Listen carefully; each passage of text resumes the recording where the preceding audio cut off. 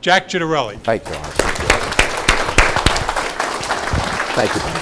Appreciate that. Well, good afternoon, everybody. I agree with everything that Debbie and Art said, so we could all go home. Why do a town hall? It's great to see you this afternoon. I noticed, because of their hats, and even if you don't have a hat, I noticed there's a couple of veterans in the room. So let's have them stand up, give them a round of applause, say thank you for their service.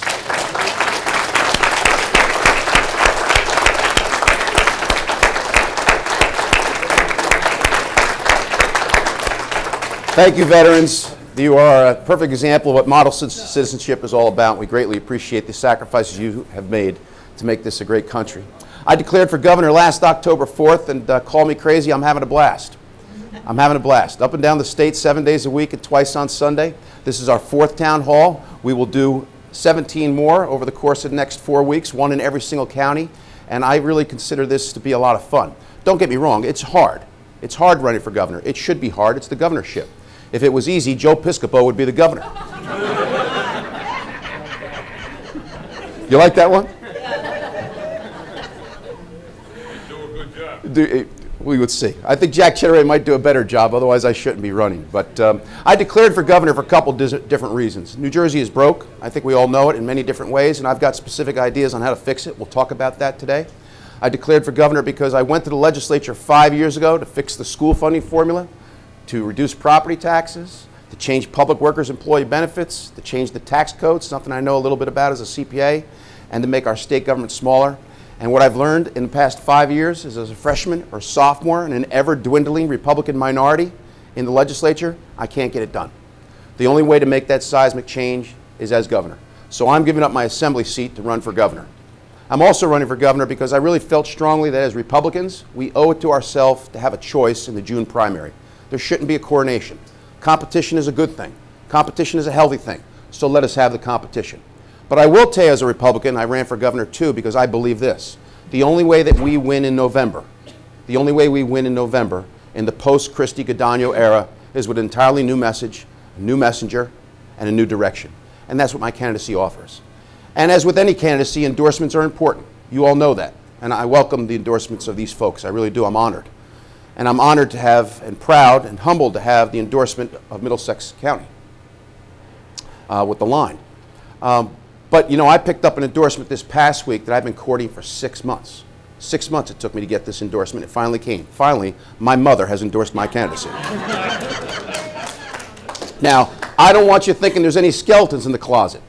Here's why she waited so long. She was upset with me because when I declared for governor last October 4th, and Don Simons was there, I talked about the Ciattarelli family story, about how my father's parents came here 100 years ago from Valentano, Italy, and how my mother was one of 8 from Brooklyn. My uncle had a chicken farm out in Martinsville, and she would come out to the country on the weekends and sunbathe at Watchung Lake, where on one particular Saturday summer afternoon in 1949, my father with his transistor radio was going there to listen to a Yankee game. Well, he didn't listen to the Yankee game. He talked to my mother all afternoon. They were married a year later, and 12 years later, I was born. That's the Ciattarelli family story. But when I tell it, I tell the fact that my parents had between them 1 high school diploma, but an unbelievable work ethic, integrity, nothing they wouldn't do for their neighbor, their community, their state, or their nation, never asked for anything in return, provided me and my siblings with an unbelievable middle-class life. Who they are is who I am. She read in the paper where I said that between the two of them, my mother and father, there was but 1 high school diploma. And she called me up. Must you tell people there was only 1 high school diploma between us? I said, Mom, that's a great American story. She said, people will think we're uneducated. I said, Mom, there's nothing to be ashamed of. She said, damn it, if you're going to tell people that, tell them I had the high school diploma. All right, Mom, all right. 3 weeks later, I finally got that story in print. It was in the newspaper. She called me up. I see that you told people that I was the one with the high school diploma. Yes, Mom. Not only will I endorse you, I'll send you a check. I said, thank you, Mom. Thank you. So I got her endorsement. I got her contribution. I'm on my way. Our campaign is doing great. We are working extremely hard, as you should. This is really, really important. It's important for the Republican Party. It's important for the state of New Jersey. But we are in great shape with 4 weeks to go. We believe if we continue working hard, and my campaign will, I will, we will close the deal and we'll count the votes on June 6th. I think we're in really, really great position. And I think it's latching on with a great many people that we do need a new message, new messenger, and an entirely new direction. And that's what my campaign is really all about. So today, I talked to you a little bit about Mom. Let's talk about the rest of the family. I don't know how well you can see here, but here is my wife and I, Melinda. We've been married 23 years. We have 4 magnificent children. My daughter is 22 and will graduate next week, next Friday, from West Virginia University Broadcast News Journalism major. She wants to be the next Katie Couric. Whoops. Hit the wrong button. My son Jake, 20 years old. He's completing his sophomore year at the University of Minnesota, a double major in accounting and Italian, and he's an ROTC cadet in the Army and doing magnificent. Our son AJ, thank you. Our son AJ will be graduating high school, Hillsborough, our hometown, public school system, and he'll be off to Rowan University in the fall. And here's our guy Matthew. He's 16 and a half and a great student, magnificent swimmer on the swim team. And there's the Ciattarellis. But we wouldn't be whole without the family dog here. So, you know, it really gets me. I posted an op-ed on Facebook about school funding reform, and I got 4,000 hits. We posted a picture of Jordy on Facebook, 7,000 hits. So I worry about people's priorities a little bit, but, you know, these are pictures taken in my legislative office, and this is what I look like when I come back from Trenton, right? Because we're not fixing property taxes, we're not fixing the school funding formula. I mean, I've been down in Trenton, they've got me voting on bills having to deal with the state song, the state bird, the state butterfly. This is true. These are the bills I'm voting on. That's not why I went to Trenton. That's not why you sent me there. So when I come back, this is what happens to me. But there is the family dog. He's a member of the family. He is great. We need reform. We need to identify what the problems are in the state, and then we need to identify what the solutions are. And here's what I refuse to do as a candidate for governor. I cannot stand before you and give you platitudes, generalities, or rhetoric. I'm going to do something really dangerous for a candidate. I'm actually going to give you specific solutions. Very, very specific solutions. I know no other way. What I'm going to give you today is what I've been doing since October. It's what I've always done for my shareholders, my investors, my Fortune 100 clients, and my employees. A very, very specific plan. I think it provides a lot of leverage if I'm fortunate enough to win in November, because I can walk into the legislature and say, I was very specific on what I was going to do, and the people of New Jersey elected me. Let's get it done. So we're going to talk about the plan. But just as there's a Surgeon General's warning, I want to give you a gubernatorial warning.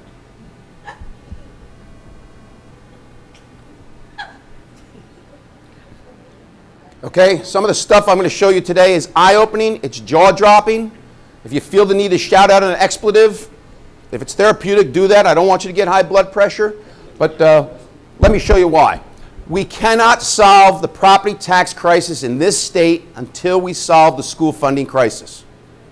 So I'm going to give you a quick crash course in public education finance. The Board of Education in this town in the current school year established a budget of $152 million. That's what they're going to spend. Where do they get the money to pay for those expenses in Old Bridge? They get $2.6 million in aid from the federal government, $45 million in aid from the state government, no aid for pre-K. They've got some additional revenues, interest, and sending districts that send their kids here send money along the way. And then what's left is the property tax levy.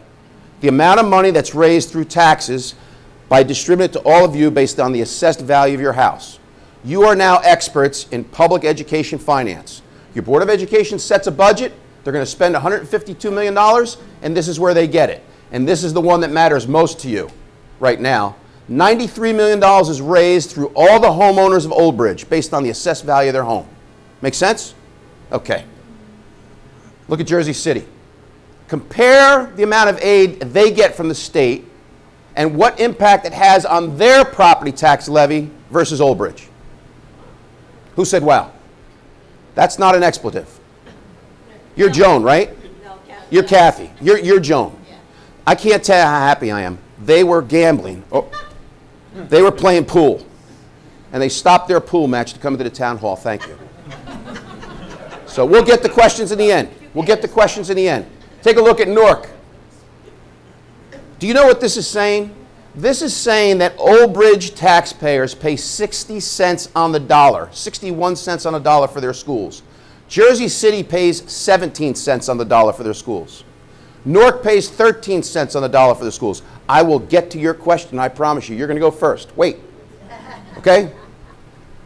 Why is their property tax levy so much lower than yours? because look at the amount of state aid they get. 40 years. Now, I would suggest to you that all forms of government aid in any and all forms is meant to be a crutch until you can stand on your own 2 feet. Unemployment insurance is the best example, right? We as a society have decided that if you get unemployed, what do? We give you unemployment insurance for up to 26 weeks, not forever. And we hope that you get a job sometime during those 26 weeks. And if you do, what happens to the unemployment? It stops. Not school funding for 40 years. And I will tell you that these towns, including Hoboken, and I'll show you why Hoboken goes up there in a few moments, they can stand on their own 2 feet. They have revitalized. In theory, as a community revitalizes and its ability to pay goes up, shouldn't its state aid go down? Shouldn't it? Is it really fair that the people of Jersey City pay 17 cents on the dollar for their schools, but the people in this town pay 61 cents on the dollar for schools? Can anybody justify that? I can't. Now, the only difference between this slide and this slide is now I've highlighted a different line that drives me nuts. Pre-K. This community, Old Bridge, doesn't get a penny for pre-K. Not a penny. Jersey City, $68 million. $86 million. This small community of Hoboken, $11 million for pre-K.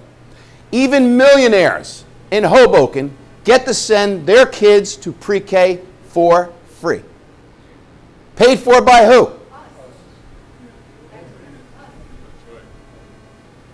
Now I got to tell you something.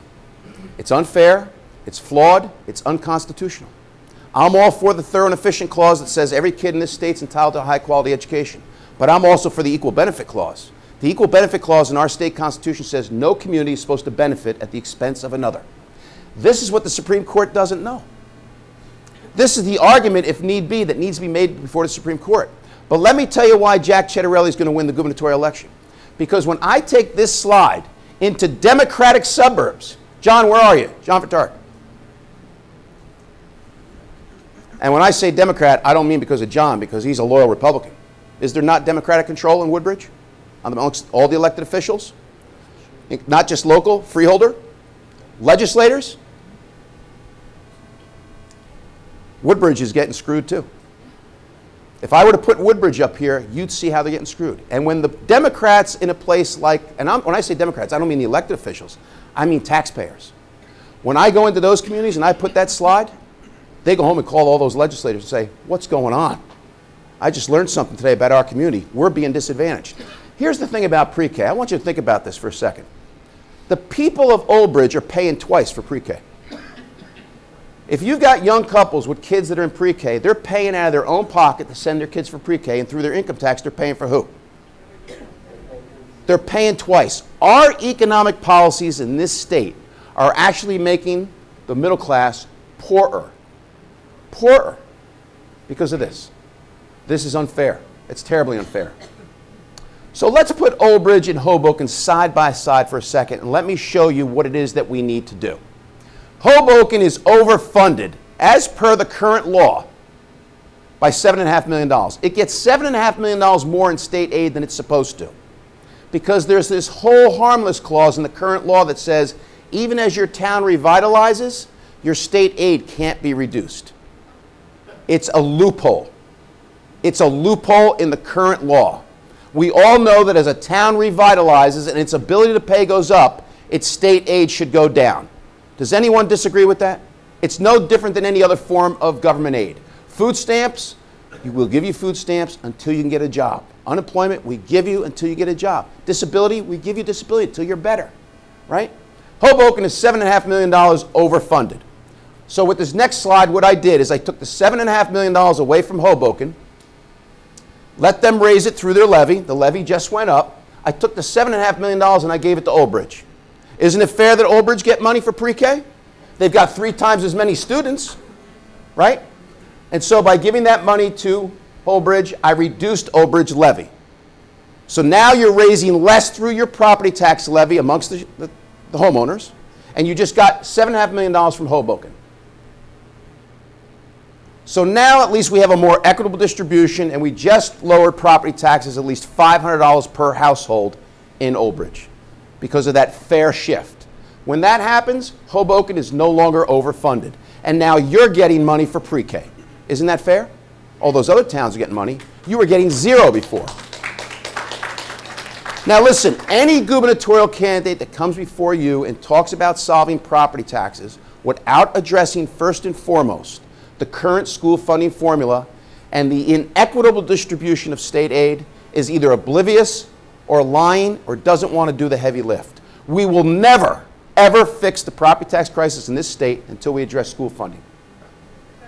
Okay? So because of this whole harmless clause in the current law, no town's aid gets reduced, even as it revitalizes. Has anyone been to Jersey City or Hoboken? Do you not know what's going on there? My son moved there. It's unbelievable. Isn't it? The Wall Street Journal reported last week that a townhouse in Hoboken sold for $4 million. He bought a place for $700,000, and it's not that nice. Okay? Well, guess what? You just teed up my next slide. Okay? The current distribution is unfair. Of the $10 billion in this state that we give to K through 12, 35 districts get 60% of the aid. Those are the Newark, Jersey Cities, and Hobokens. The other 565 districts have to split $4 billion. So let me see if I get this. 35 districts get 60%, and 565 districts get the rest. It's not fair. Right? 35 districts get $600 million for pre-K. The other 565 get zero. It's unfair. The result is unfair school funding. And here's what happens. Whoops, the alignment got out of whack a little bit, but you get the point. An $800,000 house in Hoboken is paying $5,500 in taxes. A $400,000 house in this town is paying $8,500. Now, in theory, not even in theory, in practicality, shouldn't a $400,000 house across the state pay about the same in taxes? I mean, it might be off by a couple $100 because a town has this and a town doesn't have that, but really, in general, shouldn't the equitable thing be across the state that a $400,000 house pays about the same, an $800,000 house pays about the same? This is what's going on, and this is what the Supreme Court doesn't know. And this gets back to the point I'm making, even in democratic suburban towns. I'll get to you in a second. Even in democratic suburban towns, we are making the middle class poorer with our current economic policies. So, what is my 5-point plan really all about? And this has been my plan from the day that I announced. Governing is about leadership. Leadership marked by a command of the issues, some courage, and some vision. That's what I want to provide you as your governor. My 5-point plan tries to solve the property tax crisis by reforming the current school funding formula. No more whole harmless clause. We get rid of it. As your town revitalizes, you pay more and your aid goes down like every other form of government aid. Pilots. Jersey City uses pilots to exploit the school funding formula. What's a pilot? Payment in lieu of taxes. They encourage economic development by giving a developer a payment in lieu of taxes.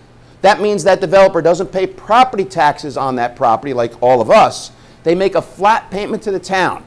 And the town keeps 95% of the payment and gives 5% to the county and not a dime to the school district. Not a dime. We all know 70% of our property tax bill is what? Schools. Yep. Schools. Here's what my reform measure says. You want to do a pilot to encourage economic development? Great. But 75% of that pilot is going to the school district. Because every dime that goes to that school district from the local community is one less dime I have to send them from Trenton to send to places like Woodbridge and Old Bridge. Right? The second point in my 5-point plan deals with public employee benefit reform. Now, I'm going to tell you a story about my mom if you promise not to tell her, because I'll lose her endorsement. My dad worked on the line for public service for 38 years. Public service gas, street department, gas division. Lay in Maine. He dug ditch for 38 years. He's gone now. My mom worked 33 years on the line, quality assurance for J&J. 18 of those midnights. She collects his pension, she collects her pension, and she collects her Social Security. And those 3 checks add up to $27,000 a year. Don't tell her, she's very prideful. Okay? My mom's a stroke survivor, so she needs additional Medicare coverage. So she opted into Medicare Part B, which means $109 a month is deducted from her Social Security check. She has $109 less a month to spend because it's deducted from Social Security to pay for Medicare Part B. If you retire from the state tomorrow, or you retire from one of our school districts, what the state is responsible for, and your pension plus your Social Security, and don't forget the taxpayer paid for one half the Social Security. If your pension plus your Social Security could be $70,000, $80,000, $90,000. Do you know what your out-of-pocket expense is for your post-retirement health care benefit for the rest of your life? Who said zero? You ought to run for governor. Maybe you're my LG. She knows the issues. Zero. Now, it's not on par with what goes on in the private sector. I also think it's not fair. And I am not coming back to you for another dime to make the pension system solvent. The pension is broke for a couple of reasons. Yes, the state hasn't made full payment. But one of the reasons why the state didn't make the full payment is because the state is paying for the post-retirement health care benefit for hundreds of thousands of retirees. And that benefit has tripled over the last 10 years. And people living in their 80s and 90s. So here's what I'm saying. If you're employed in government for less than 10 years, you're going into a cash balance plan. If you're newly hired, you're going into a 401k. If your pension plus your Social Security for all current and future retirees is more than $50,000, you're going to begin to contribute toward your own post-retirement health care benefit on a sliding scale. And the last thing we're going to do is we're going to stop with people being allowed to accumulate unused sick and vacation time to get the check. Now, when I was a Somerset County freeholder, sick time was reduced, and it became use it, lose it, and we got rid of the lifetime medical benefit. We can do this. We can do this. You would not believe the flexibility those four little reforms provide me. Now, I know there's some pain in there, but I'm telling you the hole in New Jersey is this deep. You can't borrow, tax, or grow your way out. There's going to have to be a little bit of pain. But I'm trying to spread the pain in a very, very equitable way. And I think the example of my mother is pretty compelling. You have a pension plus Social Security that equals $70,000, $80,000, $90,000. Start contributing toward your own post-retirement health care benefit, and I'll guarantee that pension will be there for you. I will take every penny saved from those four little reforms I just gave you and put it into the pension system. Because here's the tragedy of all tragedies on January 1st of 2027. Moody's and Standard & Poor's says that on December 31st of 2026, the pension system goes broke if we do nothing. And 800,000 retirees are not going to get their pension check in January 2027 if we do nothing. We can do this. We'll get to the questions in a second. Tax code reform. This is something I know a little bit about as a CPA. Our tax code is an abomination in New Jersey. Page after page is a disincentive, and it stagnates our economy. One, we have to make sure the estate tax stays abolished because there's already talk in Trenton of bringing it back. Two, we need to get rid of transfer inheritance taxes. Okay? If somebody passes on and leaves you a lot of money, you're getting taxed. That actually, tax law touches more people, way more than the estate tax. We need to allow for the carry forward of capital losses and accelerated depreciation. That's very, very important to business. We need to stop taxing the gain on the sale of a home. It's not a stock or a bond. It's your home. Now, isn't this great about New Jersey? You sell your house for less than what you bought it. Do we let you deduct the loss? No. But you sell that house for more than what you bought it, we tax the gain. How many middle-class New Jerseyans own a bungalow at the Jersey Shore or one of our lakefronts? Paid property taxes to fund municipal, county, and school services you never use because you're your second home. And what do we do in the state when you go to sell the second home? Tax the gain. No. Here's something else that drives me nuts about New Jersey that I will put a stop to. Debbie decides to replace a 30-year-old bathroom in her house. She generated revenue for the town by paying for the permit fees. She spurred the economy with the investment. And in New Jersey, the moment she gets the certificate of occupancy for the new bathroom, what do? It's criminal. She didn't increase the footprint of her home. She didn't increase the size of her home. She merely replaced a 30-year-old bathroom. Do we really expect her to use that same toilet for the next 30 years? Can't we give Debbie a break here? Come on. Under Governor Ciattarelli, if you don't increase the footprint of your home, if you don't increase your square footage, all you did was replace a 30-year-old kitchen or bathroom with a new kitchen or bathroom, you will not pay more in property taxes. We will not let towns come and reassess you. We'll make the gain on the sale of a family-owned business tax-free. Mom and pop shops get very little break in this state, and yet they drive our state economy and our labor markets. How many people on Main Street, mom and pop shops, started a salon, pizzeria, a laundromat with 50 grand, slaved away for 20 years, now they have a chance to sell it for $250,000? Let them pay their capital gains to the federal government, but you'll pay no capital gains to the state of New Jersey on the sale of a family-owned business. Last, we will phase out the corporate business tax in this state. When you think about corporations paying the corporate tax they pay to the federal government, and I know Trump is trying to reduce that as he should, also think about the property taxes that corporations pay. It only adds insult to injury that they're also paying a corporate business tax on top of that. A lot of people think the corporate business tax is a primary revenue generator in Trenton. It is not. It's less than 10% of our revenue in Trenton, and it's dwindling every single year because fewer businesses incorporate here. We need to change the optics of New Jersey, the perception of New Jersey, the brand of New Jersey. We are ranked first in the nation in worst business climate. You want to know why there's no job growth? Why there isn't opportunity? This is one of the reasons why.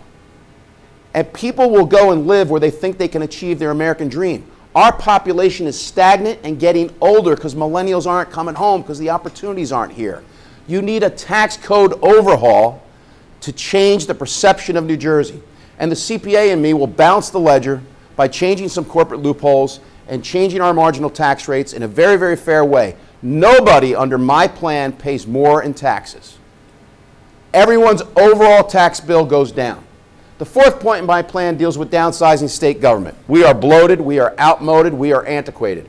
I've got motor vehicle agencies in my district, okay, which includes 500 county towns, 7 southern Somerset County towns, South Brunswick and Middlesex County, and Princeton and Mercer.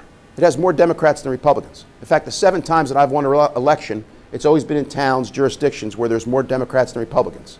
And it's not because I compromise my Republican principles. I am all for self-reliance, free enterprise, small government, and lower taxes. But at heart, I'm a problem solver. I'm a problem solver. But downsizing state government. Motor vehicle last year had lines out the door for 3 hours. I called motor vehicle and said, what's up? My constituents are staying in line for 3 hours. They said, computer glitch. I said, can you be more specific? They said our hardware and software systems are more than 20 years old, and our desktop systems are operating on DOS.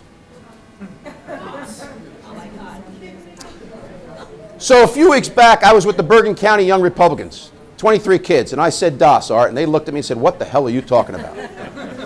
But you guys know what DOS is, and you know what? It is funny. It's also embarrassing. Other states have implemented state-of-the-art, modern-day hardware, software technology. Skip the trip. You don't have to go to motor vehicles for anything. You can do everything over the web. Think of how much better that would be for you as a citizen or for businesses. I will downsize state government, and I will not take that savings and return it to you as an income tax cut or a homestead property tax rebate 2 days before the election, which Trenton is famous for doing. I will not do that. I will reinvest in the state government and modernize it, streamline it, and make it more efficient for all of us to deal with. The last point in my 5-point plan deals with bipartisan communication. I believe the relationship right now between the executive branch and our New Jersey congressional delegation is dysfunctional. Our governor should be sitting down at least 3 to 4 times a year with both U.S. senators and all 12 Congress people to advocate for New Jersey. We are dead last in the nation in the amount of federal income taxes we send to Washington, D.C. compared to what we get back. We are an economic powerhouse to this region. This region's economy is critical for the national economy, and I'm tired of us getting the short end of the stick. For example, that Gateway project. We need a new tunnel under the Hudson, and that should be in Trump's $1 trillion infrastructure project. Let me say one other thing that President Trump should hear from our congressional delegation. You cannot eliminate the property tax deduction from your federal tax return. Not with what this state pays in property taxes. So what I would say to Donald Trump is, listen, give people a choice. Mortgage interest or property taxes. There's a lot of seniors in particular have property taxes but no mortgage. Don't eliminate one. At least give people a choice that they can deduct one or the other. If you're fixated as president on not allowing them to deduct both, then give them a choice. Deduct one. That's fair. That's fair. Particularly when you consider how much federal income taxes we send to Washington compared to what we get back. Right? So 60 cents on a dollar. We're dead last. You've done your homework. So, let me say something else if Trump doesn't put that tunnel in the project, in the infrastructure budget.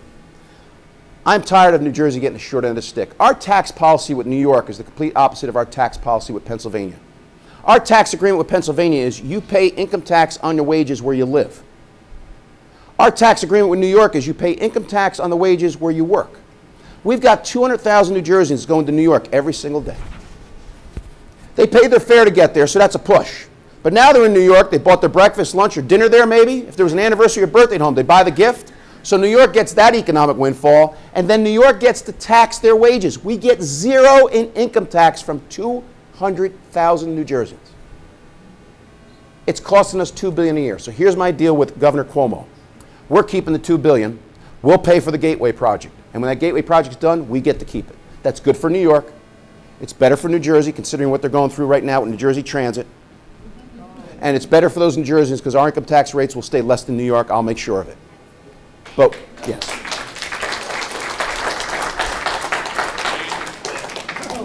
So before we get to the Q&A, just let me say this. I'm an optimist, and I believe we can fix this. I've done extremely well in New Jersey. My wife and I have lived the American dream. I've built 2 businesses. I'm an MBA CPA, entrepreneur, business owner. I've built 2 businesses. I've actually employed people. I've actually created jobs. And I hate that New Jersey gets maligned. I hate that 62% of New Jerseyans think we're heading in the wrong direction. I hate that 70% want to leave. I really believe we can turn it around. We can turn it around if we're honest about what needs to be done. And that's what my specific plan is really all about. These 5 things that I showed you address the crisis that stagnate our economy and punish New Jerseyans every single day. We are literally on the brink. Unfair school funding, the highest property taxes in the nation, crippling debt, 11 credit downgrades, revenue shortfalls, and I've seen 2 other crises in Trenton that you don't get to see. There's a couple of party bosses in this state that wield way too much power, and there's 1 or 2 special interests that think they can buy, own, and operate state government, not under Governor Ciattarelli. Know this, we have very, very bold legislative candidates in all 40 districts that are trying to win, and I will work with all 40. I'm the only gubernatorial candidate that's put out a contract with New Jersey Republicans on how to rebuild our party. And it starts with a state committee, a Republican state committee that is flush, not broke, and adequately staffed, because right now it is not adequately staffed. And that should be a shared resource with the 21 county Republican organizations who then share it with the local Republican organizations. That's not the way it's happening right now, and it's why our party is not viable. It needs to be viable. So this is what I'm all about. And now what I look forward to with the Q&A, no softballs, nothing but high and tight fastballs, and we'll have some fun with the Q&A. And since you had your hand up 1 minute into my presentation, that's a plan. He had a plan, and it worked. Thanks, Jack. First, let me he's going to make a he's running for governor. Thank you for coming out here today. Thank you. And talking to us. One thing, your slide presentation really cut into my questioning. Well, let me give you a little background too on me. I'm a former candidate. Now use the mic. Candidate for freeholder. Okay. And I ran on one of the platforms that you're talking about. Okay. Actually, like yourself, I'm also a businessman. Built more than 2 companies in this state. Paid millions in taxes. So you've done well. Up and down. This Okay. state really can give it to you both ways. Okay. All right. I was hoping you'd say yes, because I was going to ask you to Well, make contribution, but that's... Yeah, I consider myself a problem solver, not a problem maker. But let me ask you one question. Yes. Okay? With the average school districts, because that's exactly what you were talking about when you were talking about the 600 schools districts and the 35, they get 60% of our dollars. I agree with you 100%. I ran on that one line, okay? The problem, as I see it, is with the funding. But how do you get the Supreme Courts of New Jersey to go along with any plan? Because right now, they've just rejected the latest plans. So thank you for your question. So a couple things. One is the examples I give you, the Supreme Court has not heard. The Supreme Court does not know, for example, that Hoboken is now overfunded. Do not forget, the current school funding law was put in place by John Corzine, the Democratic legislature, in 2008 and has not been challenged before the Supreme Court since. It has not. Okay? And there's things that the Supreme Court does not know. It doesn't know how that whole harmless clause is protecting Jersey City and Hoboken, that even as they revitalize, their aid hasn't gone down. It doesn't know that you're paying through the nose for pre-K here, but millionaires are getting it for free. It doesn't know that a $400,000 house in this town is paying more in property taxes than an $800,000 house in Hoboken. That's a very compelling argument if it has to go before the Supreme Court. But let me say this to you. A great many suburban Democratic districts are having an awakening as to what's going on. Woodbridge, where are you, John? Woodbridge is the perfect example. The Democratic legislators that represent Woodbridge are starting to feel the heat. Is anybody watching closely enough this tension developing between Senate President Sweeney, a Democrat, and Assembly Speaker Prieto, a Democrat? Why? Sweeney represents the suburbs, and they've had it. But who does Prieto represent? Hoboken and Jersey City. And he wants the status quo. Now, I'm not saying that to be critical of the speaker. Okay? But I'm telling you, the pendulum is about to swing if we make the right argument. And I think a gubernatorial candidate, particularly on the Republican side, because how do you expect a Republican to win in a state in which there's 1.2 million Republicans and 2 million Democrats? Here's how. With a galvanizing issue that the soft Democrats in the suburbs and the 2.5 million unaffiliated independent voters want to vote for because they're getting screwed too. That's how we do it. Now, I'm telling you, there's an opportunity here. Do not forget, in 2011, we did pension and health care reform in this state because just a handful enough Democrats in the suburbs voted for the pension and health care for public workers to finally start contributing toward their pension and their health care. They didn't touch the post-retirement health care benefit, which is what I'm advocating for, but it can happen, and I'm telling you the time is right. Yes, sir. My name is Mina. I'm a freeholder elect. I have a few questions for you. Well, Okay. don't. We got a lot of people. I know. So I'm gonna make them quick, and they're all related to each other. Okay. One is there any plan that you have towards like paying tolls and other fees that we pay the state? Because in my opinion, that's just another way to tax us instead of raising taxes. And I feel like they'd raise a toll to make it look like you're not taxing us for political reasons instead of actually taxing us and being honest So that they're tolls? mishandling. Yeah, and the other thing is you talked about getting rid of that deal with New York where they're keeping. I work in New York, so I know I'm paying a lot of taxes there. You talked about getting rid of that deal. Is that a power that the governor has? Was that deal made between governors, or is that legislatures, or who exactly? And the final question I have is there any way, any chance in the future that New Jersey can actually become a state where there is no income tax, where like other states, there's many other states that have no income tax. They rely on property taxes and corporate taxes. That, in my opinion, that would actually save people a lot of money from their income. So those are my three questions. Thank you. okay. So first of all, I like tolls in the sense that it's a user fee. We all pay, for example, in one way, shape, or form toward the Garden State Parkway and the New Jersey Turnpike, but those who use it most pay a little more. That's a user fee type of philosophy. And because those two thoroughfares crisscross the state, you have a great many out-of-staters that are paying those tolls. So don't forget that one of the benefits of having tolls, and I'm not advocating for tolls, I hate that we have to pay taxes, I hate that we have to pay tolls, but when you have tolls, remember, a great many out-of-staters are contributing toward our treasury to help maintain those roads. And I'll tell you one thing, we've got a lot of roads that are in serious trouble. But I travel the Garden State Parkway and the Turnpike often. You know why they're in pretty good shape, right? Because there's a sustainable revenue stream, and 40% of the tolls are paid for by out-of-staters. Third part of your question had to do with getting rid of the income tax. One thing I will do as governor, we will look to other states. How do they go about their fiscal management? You're not going to see something like that happen in the first year. But as an MBA, CPA entrepreneur, I'm always looking at new ways to do things. New ways to do things. And so we have to do that analysis. How do other states do it? I mean, we know that Florida doesn't have an income tax, but don't forget, Florida has a 12-month-of-year booming tourist industry. And when you go to Florida, whether you know it or not, everything that you're paying is adding to the treasury there. Your hotel tax, your this tax, your that tax, and everything. People usually don't pay as close attention when they're on vacation to different things.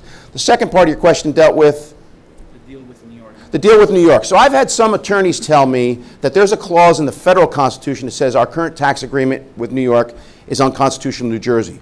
But even if that's not the case, I believe what you have to do as governor is leverage a better deal when you're getting the short end of the stick. And if you go to Cuomo and say to him, we'll pay for the tunnel. We'll pay for the tunnel. I mean, the tunnel cost is $20 billion. We're losing $2 billion a year. So we'll pay for that, 10 years, right, to construct that tunnel, and then we get to keep the revenue. That's good for him because now people are getting into New York easier and safer. Good for us because we now have a new tunnel, right? And our New Jerseyans will like it because our income taxes are less than New York's. So you have to find the leverage point. Have to find the leverage point. Yes, sir. Oh, I'm sorry. Oh, you had it? No. She had the mic. Yeah, we'll go here next. Yes. Hi, Lisa Goldhammer, Edison, New Jersey. Hello, Lisa. Thank you for being here. Thank you. My question is about our beaches now that we're almost at Memorial Day, and it's kind of an important thing to me because I grew up on Long Island where we're so close to the water, no matter where you were. But with the highest property taxes in the nation, it really bothers me that we don't have more public beaches, that it costs a family of four almost $45, $50 before their toes even hit the sand to go to the beach for the day. So, listen, there are certain precious resources in the state that just seem sinful that we're charging people to get on, right? At the same time, those communities get no help whatsoever. I will tell you that my wife and I are fortunate with the 4 kids to have a place in Surf City. And every single morning, they rake that beach. And they have security roaming that beach every day to make sure nobody's getting out of hand. And they have lifeguards there, one of whom I needed 2 summers ago. I got caught in a riptide. So, I mean, those things cost money. I think maybe what we need to do is see whether or not local communities that have a beach are using the fees. Really, when you think about it, it should break even. Or are they using beach fees to keep the property taxes down in town for the homeowners because the excess is going into the general fund of the municipal budget? So I think that's the fairest approach. I do like very, very much that a great many communities take pride in the beaches are clean, they are safe from a law enforcement standpoint and from a security standpoint with the lifeguards, and those are expenses I think all reasonable people can agree have to be paid for. But are they charging so much with the beach fees and making it terribly expensive for folks that they're actually replenishing their general fund for their normal operations? That would be terribly wrong and something I wouldn't support. So maybe what we need to do in New Jersey is ask the Department of Community Affairs to review the budgets, and that the beach budget has to be bifurcated, separated from the regular municipal budget to make sure those beach fees stay down. We do have some state parks, though, where it should stay free. Island Beach State Park and the like. Sir, I think you were next. You told me it was going to be high and tight fastball. Yes. I hope you don't let me down. No. First of all, I'd like to say you're 100% right in everything you said. I have two Does that mean you're voting for you. me? I beg your pardon? Are you voting for me? Because the first part doesn't work for me unless you're voting for me. I'm just playing with you. I didn't put you. Listen, they put curtains on a voting booth for a reason. First of all, something that really hurts me, and I'm not trying to be selfish in any way. Yeah. I don't make enough of a pension for 1 week. I've had people tell me that. Never mind a month. How can you help me in that respect? So, a couple different things. What we've done here in New Jersey is we have raised the retirement income exclusion up to $100,000. Right. So municipal bond interest is not taxable, Social Security is not taxable, and all other forms of retirement income are now not taxable until you get over $100,000. And I'm not trying to be rude, but it doesn't sound like you're in that ballpark. So you should have no income tax obligation. Second of all, my mom qualifies for the Senior Freeze program. If you make less than $75,000, the real estate taxes on your house should be frozen from the time that you turn 65. Are Now, you if going to you- maintain the? I'm sorry? Are you going to maintain the PTR? Yes. I'm going to maintain the Senior Freeze program. That's what I'm talking about. Oh, yeah. So. Listen, you don't want me to lose Because my if I mother's didn't have vote. that, Yeah, I can't. I'd be sunk. I'd be on the street. I hear you. Because I can only afford. I can afford when my the percentage, whatever they have for me, Right. gets down. When I get it in July, that pays for one of my quarters. I hear you. Listen, when my mom turned 65, the taxes on the house were $6,500. The taxes today are $8,700. But my mom gets $2,200 back from the state because the property tax has been frozen since the time she's 65 because her $27,000 is under the $75,000 threshold. Sounds like you're in the same boat. And I will continue. I like the Senior Freeze program. It's got to be. Oh, yeah. Because if we lose that, we got a lot of people. No, in we this room won't that- lose the Senior Freeze program. Yeah. Well, what about the homestead rebate? The homestead rebate is on the table, I will tell you. everything else has to be on the table. But the homestead rebate should be for people like myself. And I'm Yes. not being selfish when I say that. Because I don't have enough, I don't have a pot to pee in, a window to throw it out of. Okay? If, Yeah. Why don't you say what you that's feel? simple. What? Why don't you say what you feel? I'm just playing with you. I hear you. I hear you. My final question would be, Yes. everything you've just said makes 100% sense. How are you, Jack Ciattarelli, going to do exactly what you said? Three ways. Three ways. Number one, I'm going to fight tooth and nail between now and Election Day in November to get good people like Debbie and Art elected, not just in this legislative district, but throughout the state, so we can get a Republican majority. If we fail with getting a Republican majority, but we're going to try, but if it doesn't work out for us, the second thing is I've been very, very specific. I mean, I'm going to go around the state, and I've been talking about this since the day I declared. And if I win, I get to walk into the legislature now and say, I was very specific and the people voted for me. I have a mandate. Third thing is this. I'm telling you that a lot of Democratic legislators that represent suburbs, towns like Old Bridge, towns like Woodbridge, they agree because they're getting disadvantaged too. Okay, but you didn't answer part of my question. I'm saying when you, in fact, become the governor of New Jersey, are you going to be able to do everything you just said? Well, let me put it this way to you, and I don't I'm mean not trying to this. be a wise guy. No. I don't mean this at all in an arrogant way. I don't need this job. I know you don't. I want this job. I want it, and I'll tell you couldn't one even thing. shine your shoes for that I'll matter. tell you one thing. If I don't get it done in 4 years, we'll give somebody else a chance. We'll give somebody else a Drain chance. the swamp. So, New Jersey swamp. Roz, thank you, sir. Thank you. I'm coming back. I'm coming back. He's coming back. Oh, that's all right. I don't need that. I'm Rosalind Kane. I'm the chairwoman of Monroe Township, New Jersey. We have had a busload, not even a full busload of people get on a bus and go to Trenton to protest the school funding. And no matter how many ways you try to tell them that will not change anything, they don't get it. They don't. Well, most of them are Democrats, no offense.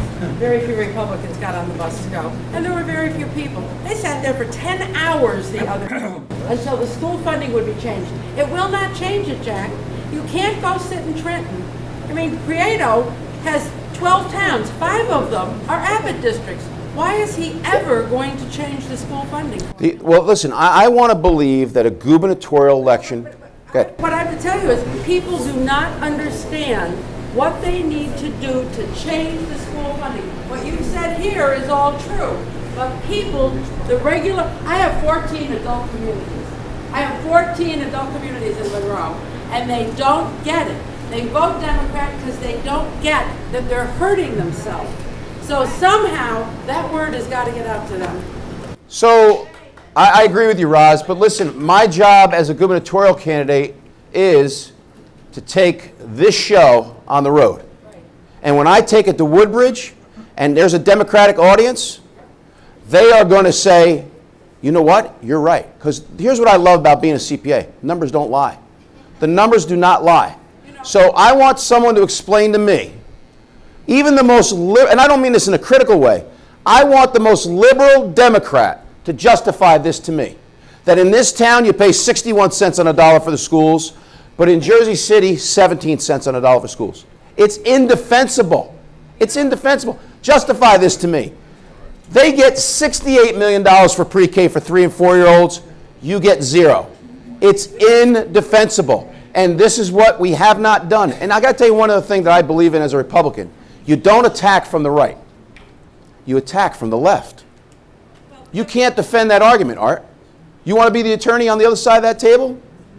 You can't. It's an indefensible argument. What happens is that Linda You're Greenstein gonna need and the the attorney Democrats at come to our 14 adult communities because they're Democrats and they can all go in, and they tell them every 4 years what they're going to do to change the funding and change the taxes, and then they disappear. Let me tell you something.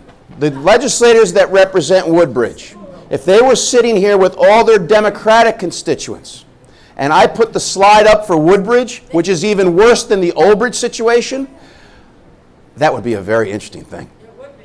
And that's what I plan to do as governor. Yes, sir. Thank you. Thank you, sir. You indicated that you're an optimist. Well, I'm a pessimist. That, I find it hard to believe that you're going to be able to go to New York State and tell them to relinquish taxes that they're collecting from Jerseyites. But that's another issue. I'm going to vote for you regardless. But anyway, my problem is, I, like many people in this audience, live in a condominium complex. And when I moved out to New Jersey from Brooklyn, Bell Labs moved us out here, and I don't know how many years ago, it's too long ago, but when people lived in an adult community, which meant they didn't send any children to school, they got a break on their taxes. That somehow changed along the way, and you haven't addressed that, and I would like you to do that. so I'm sorry, address what exactly? Who got a break on their taxes? When, years ago, when you moved into an adult community, 55 and older, you weren't sending children to school, so you weren't a burden on the educational system, and you got a break on your property tax. You didn't get a break on your property taxes. The assessed value of your home was less because it was a more modest home, and the more modest the home, the lower the property taxes. It would be illegal to do that, and I'll tell you why. And we have to be careful with that argument because there's a great many people in the community. Let's say there's a couple that doesn't have children. Let's say there's a single person in the community that doesn't have children. Let's say there's seniors that still have their home, don't have children. The moment that we start trying to make the argument that if you don't have kids, you shouldn't contribute toward the school system, it starts to get a little dicey. Because a 23-year-old could stand up and say, I own a home, I don't plan on having any kids, I want a discount too. That doesn't justify how high our taxes are. But I'm telling you, they are high primarily because of school funding. There's a small reason why they're high. 565 towns and 611 school districts is terribly inefficient. All right. What are you going to be able to do that our Republican Governor Christie hasn't been able to do? So there's three things there. One is, I don't think he's made the right argument.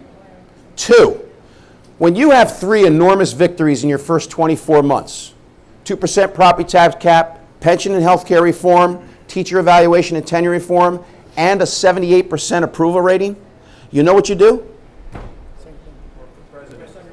Well, that's what he did. He ran for president. Here's what this governor does if you're ever fortunate enough to be in that situation. Pedal to the metal. Because when you have that kind of public support, you continue with the reforms. I forget where we were the other day, Rick. What town hall did we do last week? Burlington. And there was a mayor in the crowd, and I said, what do you do when you have a 78% approval rating? And the mayor said to me, whatever the damn hell I please. And it was funny, but she wasn't wrong. She wasn't wrong. I want to get back to your optimism thing. You'd be surprised what happens when you sit in a governor's seat or a president's seat, as Trump is doing, and you put a little pressure on a situation that's unfair. Has Trump not been successful with a couple of industries and companies about getting them? Has he not? Right? All of a sudden they're saying they didn't want the public pressure. No, we'll open the plant here. Oh, no, we don't want the public pressure. We'll lower our prices. Listen, my job as governor is to advocate. I can't promise you I'm going to be successful, but I got to tell you something. If I go around telling everybody how New York gets $2 billion in income taxes and the economic windfall from all the purchasing those 200,000 New Jerseyans do when they're in New York, and we're getting zip, there's a deal to be had. We'll pay for the tunnel. Maybe we'll even pay for the bus terminal, but we want that money. The state of New York and the city of New York provides no public services to those 200,000 people. They paid their fare to get there. Maybe every once in a while one of them needs a rescue squad. But think about that. Next question. Yes, ma'am. Yes, You haven't smiled the whole time. I want to get you to smile. I'm smiling. All right, good. So we're spending all of this money on our schools. Have you seen what they're teaching in our schools? So let's go. I'm sorry, go ahead. Common Core. No offense to any teachers present, their hands are tied. Yes. So a couple different things here. First of all, one of the reasons why higher education is underfunded in this state is because K through 12 is overfunded. You'll often hear about how little we put toward making college education less expensive in the state. Our state colleges are some of the most expensive in the nation. The reason our higher education is underfunded with state support is because K through 12 is overfunded. And here's the fact, and this is again what I love about the numbers. Your cost per student in this district is pretty reasonable. If you're $15,000 to $17,000, that's considered pretty reasonable.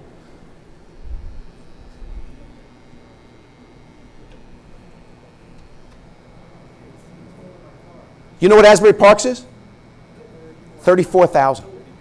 $34,000 for a K through 12 student. That is more than it costs to go to Rutgers full time, including room and board. And you know who's paying the $34,000? And listen, I'm not the perfect parent. My wife and I try our very best. And I will not lecture, nor will I pontificate. But I will go around the state speaking to this and the $34,000, reminding people it doesn't matter how much you spend. If mom and dad aren't doing their job, it will not matter. We've been doing this for 40 years. For 40 years, we've been doing this. Making the people in this town, middle-class people, poorer. And it's time. It's time for reform. Common Core. I think that the goal was a good one because this economy is different today, and we need people with critical thinking skills. I want to give you the most simplest example of the Common Core. If you come to the checkout line at the express counter and one of my 4 kids is the clerk, and these groceries adds up to $19.05, and you give my kid a 20 and a nickel. I mean, I've seen people, right? I've seen that. I don't want my kid to know the change is $1. I want my kid to understand why you're giving my kid a 20 and a nickel. That was the goal of the Common Core, but it got away from us. I have fought in my own school district. In my school district, every kid that gets to 5th grade must take a language. So we have kids in my school district who are not proficient. Now listen, if you're off the charts proficient, take a language in 5th grade. But if you're not proficient in reading, writing, and math, why are we wasting time teaching you a language in 5th grade? It's gotten away from us. The park, we've all lost confidence in the park. We have an assessment for all the AP kids and kids going to college. It's called the SAT. We do need an assessment for all those kids that aren't going to college to see if they're ready for careers. Because I will tell you this, even our best high schools are graduating kids, the ones that aren't going to college, who are not ready. We do a terrible job with training, vocational training, providing our community college system as an avenue, and preparing these kids that aren't going to college. I don't worry about a kid that's in AP classes that's getting 2,400 on the SATs. They're on their way. We should be worried not about who the number one in the class is going to, what colleges they're going to. We should be worrying about that 10 to 20 to 30% of kids that aren't going to college. Are they prepared? Because I got to tell you something. If they're not, they are the long-term unemployed. I've seen a man up in I have 4 granddaughters, and a lot of us in this generation, we help out with our grandchildren, and we also help out with their homework. And I have seen math that they're teaching these children that blows my mind. I hear you. My one granddaughter was moved to tears. I said, let me show you Grandma's way. Big smile on her face. I said, you have to tell your teacher it was Grandma's way. Next time I saw her, I said to her, what did your teacher say? She said, that's a really good way. Where are you from originally? Originally, born in Brooklyn, raised in Long. Yeah, I knew, you know how I knew that? You and my mom say certain words the same way. You yelled something out. Listen, it's sad. They don't ask them to write it. So in other words, I tell my kids, don't text. Write a thank you note. Well, what do you? I know. Sister's an English teacher in the 6th grade. Yeah. Nice job. So she had the kid. I don't know what this says. Can't you read scripture? No. No. She goes, how many children? Couldn't read cursive, right? 6th grade, 2 could read scripture. One said I can read it, but I can't write it. Listen, it's gotten away from us, and I will tell. Listen, I believe this: the further the government gets away from education, the less real impact it's going to have. You can't have standards coming out of. Now, I'm not suggesting that we're going to let 611 school districts in New Jersey all go their own way. There should be a standardized education. At one point in time in Newark, the state has taken over the Newark school system. At one point in time in Newark, in the 5th grade, there were 5 different standards for what was proficient in math in the same school district. We should have the same standard for proficiency for 5th grade math throughout the state. But you can't do it from Washington. And listen, every president wants to be the education president. I think we need to get back to basics. But basic number 1 is, it doesn't matter how much you spend, and it doesn't matter what that curriculum is if mom and dad aren't doing their job. And because I got to get to another event at 4 o'clock, I was just told I probably got time for 1 or 2 more questions. It was Joan and Kathy. Yeah, okay. You're Kathy. Yeah. You want to get back to the pool room. Yeah. No, Yeah. I want to respond to this lady's comments, okay? Speaking- I teach, Yeah, go ahead. hi, I teach in Middlesex County College, and I teach chemistry, okay? And maybe it's their choices that the school takes in, whatever, but I have students that are trying to get into nursing programs and health science and all that kind of stuff. They can't write a full sentence. I have to teach them how to do percentages. And they write all in text, which I said, on my test, you don't write in text, because I don't even know it anyway, okay? For that, Yeah, yes. $25,000 a student. Where is all this money going other than to salaries if they're not going through helping them get better educated and learn math Right. and so Yeah. on? It's very Thank you, Kathy. disturbing. Listen, Very there's a disturbing. point I want to make here. My governorship will not be defined by a suburb versus urban, rich versus poor, or white versus black lines. That is not my nature. I just deal with the numbers. And what we have now is unfair. What we have now is unfair. So, the really important thing is, let's have the proper constructive debate. And I got to tell you, I can't wait to have it. But let's not have it defined by, this is a suburb versus urban thing, a rich versus poor, a white versus black. That's not what we're talking about here. It's not what we're talking about. Last question. Oh, wait for the microphone. We can't hear you. Hi, I just want to say thank you for being here, and I do have a question. It probably won't be a quick one. You want me to put it closer? I know a lot of what you're going over is budgetary, and you have a 5-point plan. I guess I'm going to ask if you can possibly consider putting one more thing on your plan. Sure. We have 1 in 5 people that live with a mental illness. That's 20% of our population, and we have a broken mental health care system. So I guess if you're elected governor, I would ask that you could spend Yes. some time and energy, and I understand with all the other budgetary constraints that you do have, but I really feel Yep. passionate about this, and it's something that's very important. So I would hope that you would take this into consideration. Right. And you know what? You raise an important point. I don't want you to think this is my sole focus, although the economic issues are the ones that stagnate our economy and prevent opportunity. They prevent growth, and growth will help us pay for other things if that growth can possibly happen, and I predict it will under this economic reform package. But for example, we are, as you know, I could tell by the, we are at peak demand for mental health services right now in our community. A lot of it has to do with the breakdown of the family, just a very, very depersonalized world that we live in that moves at warp speed. It's a very, very difficult time. We're at peak load. As a Somerset County freeholder, the Richard Hall Community Health Center, we were the only county in the state to have a community mental health center staffed with full-time psychiatrists, because a great many people, particularly the working poor, cannot get access to mental health services. Even people with means have trouble getting an appointment with a psychiatrist. So I really believe there are county models.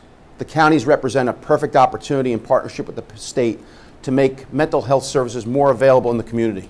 You're rolling your eyes. Well, because we need a more unified system. You go online, you see someone's Well, We really need a very unified system so that when people need help and resources, that they can look. Well, I agree with you, but to me, in Somerset County, the Richard Hall Community Mental Health Service, the Community Mental Health Center, it's a community clinic, is well known, has a great reputation, and people know that that's a place they can go to. So it's a fantastic resource. I mean, another thing that's raging in this state that I don't want you to think that I'm absentee on is affordable housing. Now, I see affordable housing as an economic development opportunity. I think every town should have affordable housing. But that number of affordable housing in every single town should be a function of the number of low-paying jobs in that town. So as an example, if you've got custodians in this town, shouldn't they be able to live in this town? You don't want custodians having to travel 45 minutes to get to work. That defeats the whole purpose, right? People on the lowest rungs of the income ladder should be as close as possible to work. So if in this town there are 200 low-paying jobs, I think the quota should be like 400, because there should also be affordable housing for seniors, veterans, disabled, and millennials. I mean, none of you want the 4 Ciattarelli kids living in my house the rest of their lives, right? We got to get them out, right? I didn't have 4 kids to have them living there their whole lives, right? They got to get out there and pay my Social Security. So affordable housing is another issue. I do think that we should really be concentrating affordable housing in our urban centers, where there is mass transit and where the greater number of jobs are. Are you going to compare the number of custodians in Old Bridge versus the number of custodians in Newark? Just by the sheer nature of all the schools and hospitals, there's many more custodians in Newark, right? So I'm just using custodians. I'm not picking on them. I'm using them as an example of a low-paying job. We should not be putting thousands of units of affordable housing in towns that are already built out, have no sewer capacity, no mass transit, or we're driving up taxes for everybody else. So there's a better way to do affordable housing. Mr. Weber, they have a first probably. Just answer that one question. Sure, one last question. It better be good. Mr. Weber, I'm on the board of ed for 18 years, and I voted down the last 4. what town? Over. Thank you for serving on the front lines. Yeah. The number you have there, the $17,096, that's the second line in that state illustration. The real cost in Old Bridge is $18,218 a year. What'd I miss? It's the way the state report is laid out, because that was the presentation at our budget hearing. Gotcha. The other thing... Because my numbers come right off the Department of Education as submitted. No, they're all accurate, trust me. Okay. I know Good. those by heart. Oh, great. Just so you know, the 2 towns in the county that get the most state aid are Perth Amboy and New Brunswick. Woodbridge and Old Bridge both have 100,000 people. We only have 67,000 people. They have 50% more. We get the next largest amount of state aid because of the equalization Yes. process. But the deal still is they're paying over 70, I think one pays 74% and the other one pays close to that. So they're worse off. Everybody thinks they have all that industry and they got a softer tax rate. They don't. They don't. So it's a great message, and I think it's going to carry you home. Thank you. Guys, listen, I'm determined, thank you. I'm determined to make the state a more affordable place to live, work, and retire. I'm determined to make it a more dynamic place to do business, and I really do want to see us all kind of believe that our best days are ahead in New Jersey. I believe we can do it. I believe we can do it. So between now and June 6th, I'm asking for your consideration, and on June 6th, John, I'm asking for your vote. May I say something? Yes. Okay. I came in here undecided for what I want to do as voter. Now I'm walking out. I'm not even kidding you. I'm voting for you. Well, listen, I appreciate the faith. I appreciate everything that you said. Like, Okay. I mean, we needed to hear this. Okay, well, listen, the faith, trust, and confidence isn't taken for granted, and I hope I don't do anything between now and June 6th to change your mind. I absolutely love what you said. Well, thank you, thank you. Thank you, guys. Really, really appreciate it. Thank you.